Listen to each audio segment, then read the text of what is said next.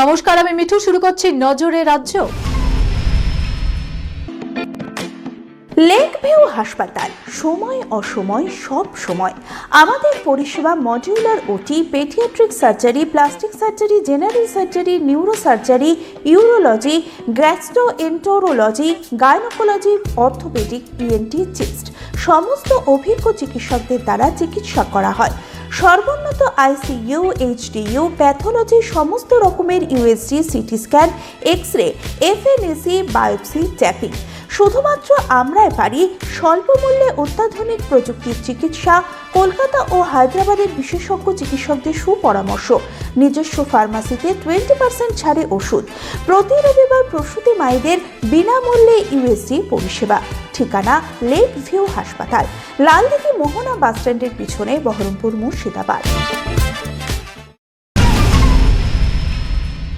রাজ্যে ভোটার তালিকায় বিশেষ নিবিড় সংশোধনের কাজ এখনো খানিকটা বাকি। এখনো নির্বাচন কমিশনের নির্দেশে সরকারি কর্মীরা এই কাজেই সদাব্যস্ত। তার মাঝেই শুরু হয়ে যাচ্ছে 2026 সালের মাধ্যমিক পরীক্ষা। ছাত্রছাত্রীদের কাছে জীবনের সবচেয়ে বড় পরীক্ষা। 2 ফেব্রুয়ারি থেকে 12 ফেব্রুয়ারি পর্যন্ত চলবে মাধ্যমিক। তা যাতে নির্বিঘ্নে সম্পন্ন হয় বরাবরের মতো এবারও তাতে তৎপর মধ্যশিক্ষা পর্ষদ। সেই এসআইআর এর কাজ চলাকালীন তা কিভাবে হবে সেই চিন্তা দানা বেঁধেছে।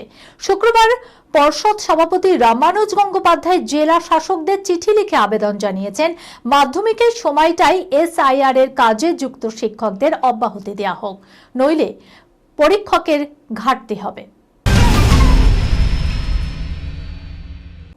গোটা রাজ্যের উন্নয়নই লক্ষ্য সরকারের। জেলায় জেলায় রাস্তাঘাট থেকে পানীয় জল সরবরাহে তেমন কোনো সমস্যা নেই।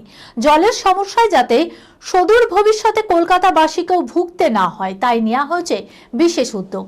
গার্ডেন রিচের ময়লা ডিপোতে হবে জল প্রকল্প। সুখবর জানালো খোদ মেয়র ফিরহাদ হাকিম। মেয়র নিজে জল প্রকল্পের জন্য ওই জমিটিকে নির্বাচন করেছেন। এই জল প্রকল্পের 40 মিলিয়ন গ্যালন জল উৎপাদন হবে। রাজ্য সরকারের কাছে প্রকল্পের জন্য অনুমতি চাওয়া হয়েছে। নবান্নের সবুজ সংকেত পেলেই শুরু হবে কাজ। সাইকোলজিক্যাল থ্রিলার নিয়ে আসছেন পরিচালক সৌকর্য ঘোষাল।